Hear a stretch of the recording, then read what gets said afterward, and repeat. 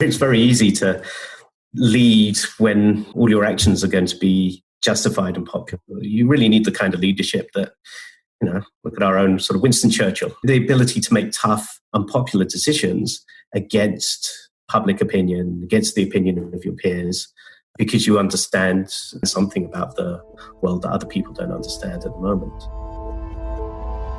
This is CrisisCast 2020 with me, Toby Goodman, a podcast where I get timely wisdom from experts in life and business. These guests will answer my 5 questions, sharing wisdom and insights to help you and me get through this global shitstorm. Today on CrisisCast 2020, entrepreneur, investor, and language learning legend whose app Lupa helps intermediate to advanced speakers converse in a natural way through refining skills for real-life speaking and listening. The demo blew my mind at Podcast Movement Evolutions when I saw what he and his team were doing. Fellow Brit Daniel Raynaud now lives in Texas, and he reveals why he was already uncomfortable about making trips back in February 2020. But I'm glad he made one of them, because if he hadn't, we wouldn't know each other. My conversation with early mask wearer Daniel covers clapping, guns, Texas, the risk of good leadership, and thoughts on future disruptions in society. Enjoy. Before we start the show, I have something for you if you identify as pod curious. It's perfect for you if you're an expert, consultant, or business owner. Maybe you're wondering if podcasting is worth the effort, especially now, or perhaps you've tried podcasting in the past but have been disappointed with the results. In this free guide, Podstar, I'll share the exact 7 steps we use to help publish over 2,000 podcasts each month.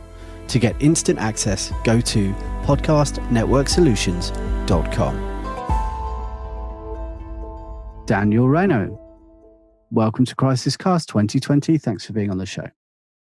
Great to be here, Toby. So you are a Brit, but you are in Austin, Texas. You also live in Colombia as well. Is that right? Sometimes? That's right. My main base as of the last year and a half has been in Austin, Texas. Beautiful city. And I was in Medellin, Colombia before that. And I try and spend a few months there each year, like 3-4 months during the summer.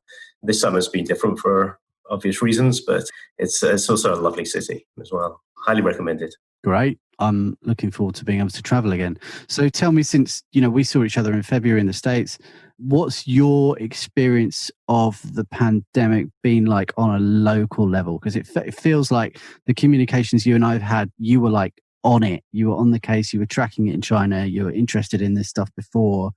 So you're one of the few people I know who is kind of probably more acutely aware than others. But I'm really interested in what your experience has been in your state, I suppose, where you are. This is surprising. I've been watching this since late January. I got hip to it through Chris Martinson's daily video broadcast on the coronavirus pandemic. And he started that, I think, 24th of January. And so initially when I was looking at it, I thought, okay, this is probably going to be another scare that we'd had before with Ebola and SARS and MERS and everything like that. When I saw the way he presented it, and they'd actually locked down a whole city the size of New York, I was kind of like, holy shit, this is real. So I started thinking about what does that reality look like? And one level, you're kind of powerless to do anything, because unless you're in a position of power or leadership at a national scale at one of the big institutes, the best you can do is kind of watch what happens. So you can prepare locally. And that's basically what we did. My wife and I here, we were sort of socially distancing. When we met in LA in the middle of February, I was quite reluctant to do that trip, but I had been committed to doing it. Otherwise, I wouldn't have traveled. It was just sort of a big unknown. I felt it was an unnecessary risk. So, my personal situation has been fine. What's been happening in my local community, I can't really speak too much about what's happening in the civic space, because I'm a little bit disconnected from that. I don't follow a huge amount of local news. Just walking around, people seem to be taking it now relatively seriously. You see more people walking around with face masks, and the neighbours were socially distancing. That said, I took a little walk around sort of down the high street. I'm near the sort of city centre in Austin a couple of days ago, like on Friday night. And it kind of started feeling like the usual sort of Austin weekend a little bit. I mean, places were closed, but there were groups of people hanging out and chatting and not too many face masks and things. So I think it really depends on just what your immediate circle is. So my immediate circle with my neighbors, even though I'm close to downtown, it's kind of a suburban feel. People are in detached houses and they're kind of doing their thing, and there's this sort of consciousness. I honestly couldn't say really much about what's happening outside, other than the people I interact with, the businesses I interact with, grocery stores and things like that. We've seen some good amount of leadership. Of course, yeah. So I'm just wondering, because you're aware of it much more than I was, many other people were before, what did preparation look like? Because preparation where I am was panic buying toilet roll for many people, and preparation for someone else I spoke to in Utah was buying 2,000 extra rounds of ammo. So what did preparation, and that's a true story, what did preparation look like to you? It did cross my mind. So I've been in the States for 20 years now. I came in 2000. And being a Brit, I have a sort of aversion to guns, though I understand the gun culture now in a way that I didn't appreciate. It's coming from Britain, and in a way that I think a lot of Brits don't really get it, what it is. It's kind of caricatured. That said, I didn't go out and buy myself a gun. So preparation is basically food, toilet rolls, the bleaches and various things where I wanted to know that I wouldn't have to go out if things... The thing is, it's like we know what it is like now. When looking at it from then, I mean, the unknowns were so much bigger than the knowns. I mean, they still are in a way, but I mean, now we at least understand that, okay, the stores are open and these things are available and these things are not available. But that's benefit of hindsight. So the basic approach was just assume that you can't get stuff, or what are the basics that you're going to need. And I did take some extra precautions, making sure I had some torches or flashlights, as they call them in the States, and some sort of battery packs and a few things where, just in case, which we're probably not going to need, water filter. So, I'm an urban kid, so I'm not really sort of like cut out for surviving in the wild. So just tried to make sure I had enough things around me that, could just get on with life and not worry too much about sort of competing with everyone else. And the fewer people who are kind of like in the shops fighting it out, whatever, the better it is for everyone. So it's, and I also tried to get other people to sort of do the same, but I don't think most people are very receptive to this until they saw other people immediately in their vicinity, like not just me, sort of reacting to it. I can imagine a man with a British accent walking around Austin in January going, you need to, that would have maybe not come across that well. But, well, great. I mean, great that you were ahead of it and that you're okay. And I respect you for not buying a gun, even though you had a choice.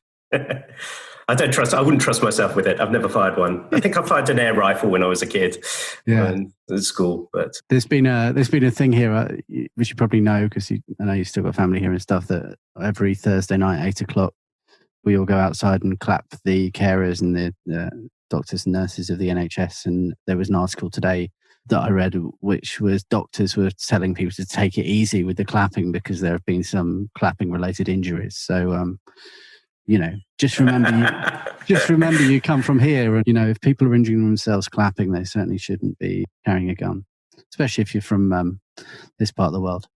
Yeah, I mean, the clapping thing has been really interesting, and I know, like, because I work on in a company where we work remotely, so I'm used to working at home, but I get to interact with my colleagues, a dozen or so of us, who are all over the world, really. We've got some folks in South America and across the States, in the UK, but also Israel and all around. And you see some interesting things happening. Like the UK thing of clapping for the NHS, I think is a really great sort of community. It's a really good way of bringing the focus on what is the right issue. This is when in the months, there was a couple of months where I was concerned about this thing, the coronavirus, and the rest of the world wasn't. And, what I was generally hearing from people was, yeah, I'm not too worried about it. If I get it, I get it. It's like, I'll just take it as it goes. I wanted to try and get the message across early on about no, it's not about you. We're basically in a boat, and drilling a hole under your seat in the boat isn't just about you. There's everyone else. And the best way to express that was saying, do you care about doctors and nurses? Because they're the ones who are going to suffer because of, if there's an outbreak and if it overwhelms the healthcare system, it's not just that they're going to work, but they're going to die. They're going to be like the soldiers. And so maybe one of the only good things I've seen come out of the UK is essentially focusing everybody's attention just on that one thing. And that's a good piece of leadership. We don't have an NHS in the United States. Unfortunately, we've got this kind of like dog's breakfast of a healthcare system, which is kind of the worst of everything. So maybe there isn't a kind of a single NHS type of label to put on it. But I've seen other things. In my co-founder, Joseph, he's in Mill Valley, California.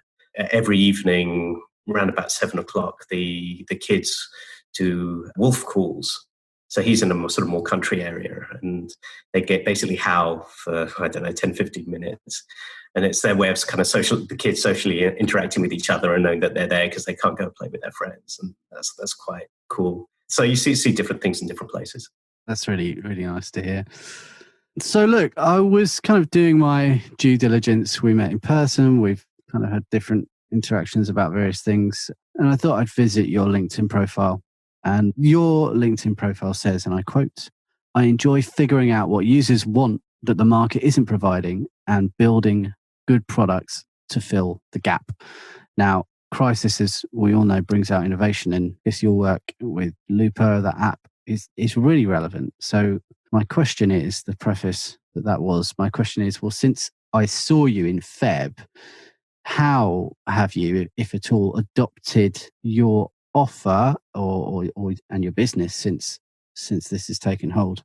So we're quite lucky. So for people listening who don't know what Lupa is and what JiveWorld does, JiveWorld is my company, and we build language learning software. It's a mobile app, and it's really concentrated on intermediate and advanced speakers, in this case Spanish speakers, who want to improve their listening and become fluent in able to speak to like people in a very natural way. So the problem that I was finding when I moved to Colombia was that people could understand my Spanish, but I couldn't always understand their Spanish. I could understand them when they were speaking kind of very clean, polite Spanish, like the Spanish I'd learned and the Spanish that the teachers speak. But when they're just speaking naturally and casually, I couldn't follow along, and a lot of people get that. So that was the problem we set out to solve, and we released this about a little over 6 months ago.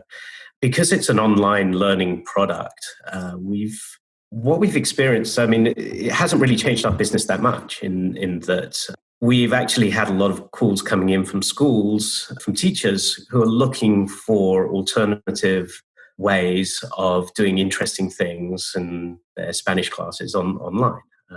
At the moment, Spanish is our one product. We're going to do other languages after that. So we've seen a lot of incoming interest. We've also had a lot of people who now have time on their hands, which they didn't have before, in a time when they were going out and socializing or whatever. They can't do that. And they're looking for other things to do at home. And so many people want to improve their language skills. And so we've seen demand pick up there. We did see a sudden drop in like late February, early March. That was worrying. And I think we believe that was when people were kind of reassessing their financial commitments, their subscriptions, and basically worried about their jobs and what income they would have. And so we saw a sort of sudden decrease, and that was kind of worrying. And we started thinking about what does that mean for our company if we're bringing in less revenue, and what does it mean for our roadmap. In late March and April, things have picked up to where they were before, and we seem to be on a happy path. So business-wise, it's we've been one of the very fortunate ones. I wouldn't like to be a restaurant owner or in the travel industry or in many other industries at the moment, but we've been okay. Yeah, well, that's great news. We found the same in the industry. You see, with the podcasting industry, there was a sharp drop for a couple of weeks. Definitely, listenership was down. And people subscribe to podcasts. They don't pay to listen to them though. So some of that drop, I imagine, is not necessarily driven by financial. It's also driven by the fact that people don't know what they're doing with their time and how they're doing it. Like, we're now seeing the same with the podcasting industry, that the listenership is going back up again. It's still up, I don't know, I think it was 18% on last year globally. So it's still up, it's still grown. But now we're seeing listenership move back up again. One of the things we're seeing is like people are listening more on desktops than they are on mobiles. Of course they are, So it's interesting seeing people in data reorganize their life and their world when they're accommodating homeschooling and caring and all of that stuff, Absolutely, yeah. Actually, it's a surprise to me that people are listening more on desktop than the mobile. That's pretty interesting. Yeah, I mean, this was a very, very sudden shock. I mean, I don't think any of us have been alive at a time where, I mean, some people experience very sudden changes in their life, sort of catastrophic changes. But something that happens like this everywhere at the same time in the whole world with this many unknowns. Your first reaction is to basically stop everything and think, okay, what does this mean to me? Well, do I need to go to the shops and buy toilet paper? What do I do with my kids if they're being schooled at home? And so you would expect this huge sudden disruption where people just figure out, what does this mean? What does it mean for my elderly parents? What does it mean in all sorts of ways for my business and for my job? And now we're at a stage, I think, where we've got into this kind of new normal. This week is very similar to last week for most people, whereas last week wasn't very similar to, let's say, a week, 2 months previous. And so adapting to that change, it's just very disruptive. And so I think everybody's kind of experienced that in some form or other. Yeah, 100%. A lot of people that I've spoken with are talking about the stages of grief and likening it to that. So look, you're a clever guy. You've run a business. You're an investor. You were planning ahead before most of us were. So I've got these two questions that I've started to ask together now, which is how are we going to continue to get through this, and what do you think the other side's going to look like post, let's say, vaccine, if we get that far, which I'm sure we will? Okay, yeah, I've been thinking about this a lot, and I've had a lot of time to think about it and sort of organize my thoughts. I wrote a letter to my what we call members, employees and investors. Whereas we're a self-funded company, so we have a sort of particular relationship with the people we work with. And I wrote this on the 16th of March. I send them sort of letters to tell them how the business is going and so everybody's kind of on the same page. And this one was really themed around leadership. And this, to me, is the leitmotif, the recurrent theme. And we're going to either experience or suffer more. We'll either see the good leaders arise, or we'll see the consequences of lack of leadership. Don't even call it bad leadership. It's really, what I'm seeing now is a lack of leadership. So it's quite understandable for the average person who's not in the epidemiology, who's not a virologist, who doesn't understand this world, to react to this new normal slowly. However, there are a lot of people in this world who were in privileged positions. They were the experts. They worked at the WHO or the CDC, or they were leaders of large companies where they get briefed on these things. They're politicians, leaders of administrations, and they knew about this stuff. They were briefed about this. And the question is, what did they do? I mean, if this thing was apparent to me, and I'm really not the furthest thing away from a specialist in this area. So I was just working on what I was seeing from other people, so independent-minded broadcasters, podcasters, videocasters. All these people who had much more privileged information, they basically this is my interpretation, they were scared to do anything because no one else was taking tough decisions back in January or February. They weren't shutting down, flights. They weren't doing the things that would have saved a whole world of hurt. And to me, that's seriously problematic. And I actually think that the technical problem of how to deal with this virus, that's going to be handled. We've got very smart, creative people. I mean, we're talking about millions, tens of millions of people with all sorts of skills that can be applied to this problem. We've got the whole world now focused on solving this very well-defined problem. What is this virus? How do we mitigate the effect it has? It may not necessarily be a vaccine, but I mean, there's a whole host of issues, logistic issues, the sort of like the PPE, the non-pharmaceutical intervention aspect of it, and also how to mitigate the effects of the disease so that when you get it, it's more, it's a relatively benign illness rather than a fatal illness or something that's going to give you a sort of like a chronic affliction. So my confidence is high that you've got the human capital, the financial capital, the political capital at a global scale to understand what this virus is and figure out how to treat it and how to manufacture the treatments, how to spread the knowledge. It does seem some days that we're moving backwards rather than forwards, but on the whole, I do have faith that we can solve these sort of problems. Problems I see are more of the social problems. And some of that is coming directly from, I think, the lack of leadership that you're seeing in the world. I mean, we still have a world where we respect, to some degree, the media and the politicians and the medical experts. And now we're seeing in real time how they're failing us. And the harm is, it's not an ideological thing anymore. I mean, it's like, people are losing their jobs, suffering real consequences from this, severe consequences. The reaction to that, and how people process that aspect of the world, I think is what we should be looking for. And honestly, I worry that when we look back at 2020 and 2021, maybe the thing that it's remembered for isn't the coronavirus. That will be maybe a historical note, of the proximal cause of some other sort of big social political change. I mean, this is more bigger than the scope of this podcast to talk about, get into the economics and the politics and the social aspects. But that's really what my antenna's out there looking for now. So I was worried about the virus in January. Now we're at the beginning of May. My antenna's out is looking for disruptions and behaviors in society, looking to see if real leaders can step forward, just seeing the consequences. That's what's on my mind at the moment.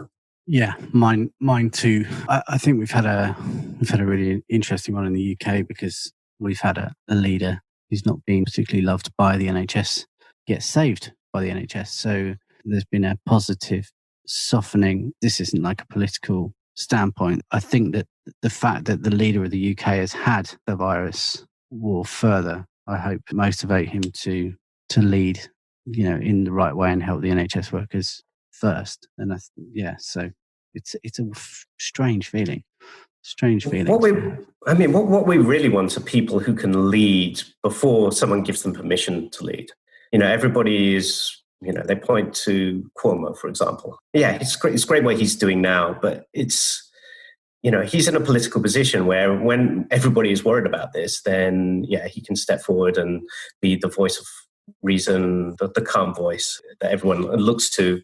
But the real leadership, should have been happening in January, where none of the politicians were step forward and saying we should do these unpopular things and willing to be unpopular in proposing them. I mean, they may or may not have been successful, but it seemed that people were acting more out of fear or cowardice, really. It's very easy to lead when you all your actions are going to be justified and popular. You really need the kind of leadership that, look at our own sort of Winston Churchill, that kind of thing, the ability to make tough, unpopular decisions against public opinion, against the opinion of your peers, because you understand, you can understand something about the world that other people don't understand at the moment. So, what there's still some things that I'm seeing in the UK, specifically about the advice against the use of masks. And I understand exactly what the mechanism is driving that. I mean, the evidence seems to be incontrovertible that wearing a mask outside, like everybody wearing a mask outside, is a great way to stop the virus spreading. And I've looked at this a lot of different angles. It seems that the reason why the UK government, supported by most of the media, especially the BBC, is saying only people who are sick, who knows who they're sick, if they're sick. I mean, this is a disease that manifests itself asymptomatically. So, I mean, you could be spreading the disease long before or even without ever showing symptoms. So if you're sick or if you're caring after people who are sick, that to me is, there's something very, very wrong with that advice with very strong evidence that that's the wrong advice. But they're doing that because they don't want people to, initially because they didn't want people to buy all the PPE, that should be, first available to the doctors and the nurses and the healthcare workers and the sort of critical service workers. But instead of saying, yes, wear some covering for your face, obviously it's going to stop something, even if it's 50% effective, that makes a huge difference. That reduces the R0, the R0 of this disease. But yeah, use something. But if you've got an N95 mask, that's for the nurses and doctors, And instead of saying that message, I believe that, they're still basically telling a lie. They'll say something like, wearing a mask gives you a full sense of security, which can make things worse.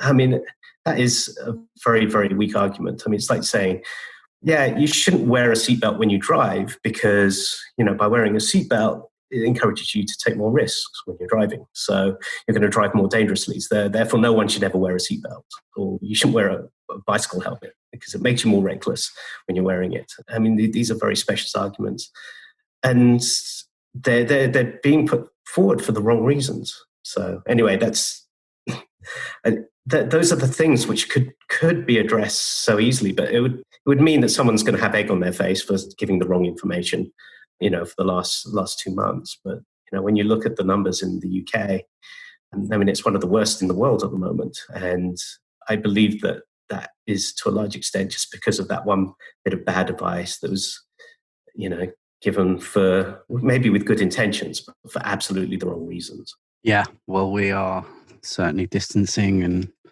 we have finally got a couple of masks that have come through. So yeah, it's tough, man. It's really tough, but it's great to hear that you think masks are good. Yeah, I mean, I want to sort of, just mention something about the leadership, because the leadership doesn't necessarily have to come from appointed leaders. Correct. Yeah. Something that I was doing early on, and sort of quite consciously, was I was wearing my mask in public when it was very when it was a very weird, socially awkward thing to do. So when I flew to Los Angeles back for when we met, I wore a mask on the plane, and I wasn't actually particularly worried about catching the virus. So it wasn't really that was driving me, but I was thinking, like, it's such a weird thing to do. People have got to get socialized to it, because people don't want to do this stuff before they kind of have social permission. Now, when everybody else is wearing a mask, then it's awkward not to wear a mask. But when no one is wearing a mask, you don't want to be the first one out there. So leadership can be just something as simple as, being that guy and, just going out there and doing something which, is awkward and unpopular. That ties back to entrepreneurialism as well. I mean, it's about, if you want to make it as an entrepreneur, you've got to basically understand and see and build to a future that other people can't see, and take a risk. And, if it was so obviously the right thing to do, then everybody else would have already done it. So you have to be kind of, I don't know if maverick's the right word, but you have to go against the general consensus, the non-consensus. Yeah. Well, and you have to be okay about, not worrying about what people think of you, which is like a big part of that, right? And then I suppose when you're on a plane, if I saw someone, in a mask. I mean, I saw people in masks in Heathrow in London when I took that trip in Feb, but I didn't see any masks on the plane, and I certainly didn't see anything in the US. And then by the time I got back to London again, I was starting to see the odd mask on the train and not really sort of clocking it too much because I'm not on the train that much, but then listening to my wife as she's in London, all week long, saying, yeah, there's more masks, and yeah, it also ties back to the conversation. I've had a few conversations like this on the podcast, but Helen Appleby was someone who I was speaking to about what other leaders were doing and business leaders were doing and how they were treating their staff and how they were preparing for it and how they were perhaps even closing down before the government required them to. So it's definitely a time to lead, and it's good to hear that you are thinking like that and you're leading your business in that way. But I'm guessing like me, you're feeling pretty fortunate that you can run a company from home right now. Yes, absolutely. And because we are a remote team, this hasn't impacted us, which then, raises the question about, okay, if you're not struggling with the new logistics, what else can you do? And I know there's many more things that, I should and could be doing, like proactively to help in the community. We're trying to do, some things, but I'm always so painfully aware that, there's always that extra step that you can do to help other people that, maybe I'm not doing. But this concept of leadership, and leadership is just something that everybody can manifest. And it's something that you really want to, if you have kids, you want to teach them about leadership and demonstrating that leadership and understand what that means. I hope it doesn't come off as a trite term. I think it's actually a very profound and serious idea and topic, and it's not one of these sort of vague things about it's not a kumbaya type of thing. Leadership is quite often doing unpopular or awkward things and risking being wrong in a very public way. And leadership is I think a service, which is maybe an odd way to think about it. You think, I guess, you have people who serve and people who lead, but actually the leadership itself is supposed to be a service to others, and that's I think the right way to think about it. So yeah, that's the thing on my mind. So hopefully we're going to see leadership at every level. I mean, not just at the top level, but people stepping forward and taking care of themselves, taking care of their families and their neighbors and their communities, and then sort of out from there. And I think that's really going to make the big difference. So do what you can on a personal level, and then try and identify the genuine leaders who are smart, who do the right kind of leadership as well. All kind of leadership has got another set of problems, but people who are at least brave and somewhat have got a good model of the world and support them and promote them, even if they're unpopular figures. Like a lot of the people I see showing leadership are kind of not mainstream folks. You're kind of a little embarrassed to sort of like talk about them maybe because, they're not the traditional leaders. They may be fringe figures, but leadership is leadership. And whenever I see it, I think it should be recognized. Yeah, respect. So look, let's kind of close this off with my final question, which is, since this has happened and we're talking about leadership anyway, but is there anything that's specifically impressed you that you've seen? Yeah, I mean, a lot of things have impressed me. So it's when you get something that stirs the pot so vigorously, you're going to see a lot of negative and a lot of positive things. I've been really impressed about how some of the businesses have responded locally. I'm a big fan of entrepreneurship for the reasons I was mentioning before. But it's quite interesting to see. There's a local grocery chain here called HEB. It's a Texas thing. So, like a Safeways or something like that, but specific to Texas. And, compared to, let's say, Whole Foods. Whole Foods actually came from Austin originally. This was the birth town of Whole Foods.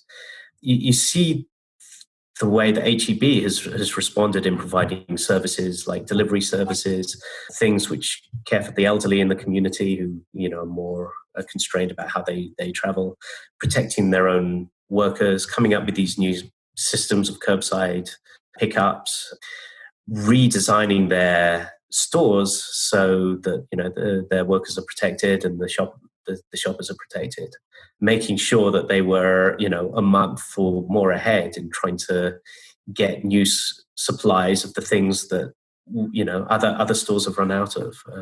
Those kind of acts of leadership, I think, really impress me. And it gives me hope that, in entrepreneurial countries like the UK and like the US, leadership might come at that level. I'm actually short term, I'm optimistic that we're going to solve the medical aspects of this.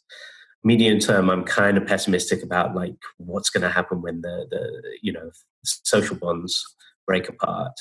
But long term, I am optimistic that we have the basic human trust at an individual level that we can, that kind of leadership, maybe at least at the sort of like community level, that we're going to need to actually maybe even get to a better world and a better community than we've had in the last decade or two. Yeah, that's my hope too.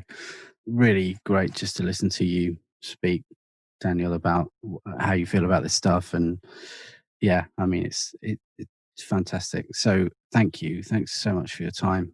I feel like doing these podcasts to me has become a bit like therapy. It's my way to socially interact with people, outside of the day to day of just doing the business stuff. So I'm really enjoying it, and this was certainly no exception to that. Well, Toby, I really appreciate what you're doing. This is important, and actually, I have to say that the independent media, the indie media voices are the ones that I'm spending my time on, like the kind of things that you're doing, other podcasters are doing, that having kinds of conversations that, the mainstream media isn't having. You're not getting that from the talking heads on the cable news channels or on the broadcast news channels. And that's where I'm seeing the wisdom is coming from. And it's not easy to figure this stuff out. I mean, we're all trying to do it, but this podcast, like the one that we're doing now, that's where we explore the ideas and where the wisdom really comes from, I believe. So just keep doing it, man. Thanks, man. So look, let's go back to you. Let's go back to Lupa, what you're doing. Incredible. When I watched your presentation, I was like, wow, this is some space age learning. I was sad that I didn't have it at school when I was growing up. So your app is incredible. The way you're talking to people and sharing stories and helping them learn language at the same time is just so cool. So tell people, I imagine that there are a number of people in quarantine who are wanting to polish their Spanish. So where can they go? So if you visit lupa.app, that's LUPA.app. Lupa means magnifying glass in Spanish. You'll see what the product is. You can download it. There's a couple of stories you can just trial out and see whether it's the right product for you. It's not for everyone. You have to have a reasonable level of Spanish. I should also mention, we work very adjacent to the podcasting and radio world. So we partnered with Radio Ambulante, which is this wonderful podcast in the Spanish language telling stories about Latin America. And really, we created an assisted listening experience for language learners so that they can listen to those stories. There's these amazing kind of long-form narrative journalism stories and follow along in a way that they would have trouble with, without being a fluent listener of Spanish. So if you're into podcasts, and I'm an absolute podcast addict, a radio head, it's a really good way of kind of getting your ears around a language, because you're hearing the voices from all over Latin America and beyond. So, the way that, a police officer in Chile speaks isn't the same way as a politician in Cuba. And all these stories, they cover so many different people, and they're telling the stories in their own voice, the things that really happen to them. And so it's a real kind of like, it's a challenging thing, but it's a real feast for the ears. And if you really want to be able to have conversations with real people in another language, I believe this is pretty much the only way to go about it. You've actually got to be hearing the authentic voices, not the sort of cleaned up versions of the language that you get in most like language apps and courses and stuff like that. So it's real authentic stuff. And we're trying to do that in other languages too. So if we're working on an English study app using English language podcasts for audiences in Latin America and Japan that we want to launch this year, and then other languages, French, Portuguese, ultimately every language. But we started with Spanish. So check out Lupa, lupa.app if you're interested. Thanks, Daniel. I'll put all the links on the show notes, of course. Thanks for your time, mate. Thanks, Toby. Again, really appreciate what you're doing. This episode of CrisisCast 2020 was produced by me in London and Kate Astrakhan in Michigan, with artwork by Ryan Field and sound design by Lee Turner.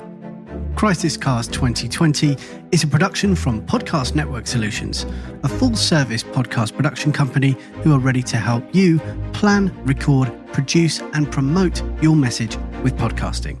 To find out more and grab your copy of Podstar if you're feeling pod curious, visit us at podcastnetworksolutions.com.